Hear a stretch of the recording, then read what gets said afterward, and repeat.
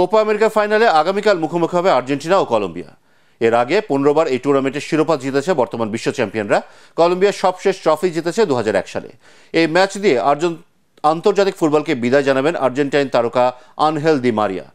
মায়ামিতে সকাল 6টায় মাঠে নামবে দুদল। এস এম আশরাফের রিপোর্ট।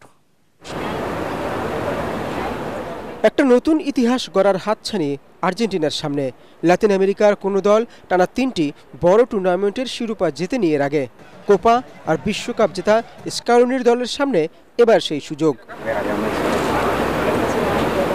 কিংবদন্তি হওয়ার পথে আরও একটি শিরোপার হাতছানি লিওনেল মেসির সামনেও। অভিজ্ঞতায় দুদলের ফুটবলারদের মধ্যে সবচেয়ে এগিয়ে তিনি। মায়ামির হয়ে এই শহরেই খেলেন, তাই হার্ড রক স্টেডিয়ামটিও নক্ষদর্পণে তার। তবে ৭৫,০০০ ধারণ ক্ষমতার স্টেডিয়ামে মেসির সাথে অনেক চোখ থাকবে আনহেল দি মারিয়ার দিকেও। আগেই বলেছেন এই ম্যাচ দিয়েই দেশের জার্সিতে শেষবার মাঠে নামতে চলেছেন। তার বিদায়টা তাই শিরোপা জিতে রাঙাতে চাইবে সতীর্থরা। যদিও আলবিসেলেস্তের জন্য কাজটা যে কঠিন হতে চলেছে সেই আভাস আগিয়ে দিয়ে রেখেছে কলম্বিয়া। টানা ২৮ ম্যাচ অপরাজিত দলটি।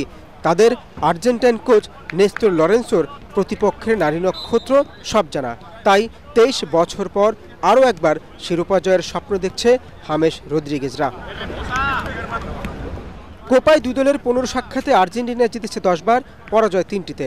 এই টুর্নামেন্টে এখনও পর্যন্ত দুদল কোনো ম্যাচই হারেনি, তাই জমজমাট এক লড়াই দেখার অপেক্ষায় ফুটবল প্রেমীরা। S M Ashraf, ATN Bangla.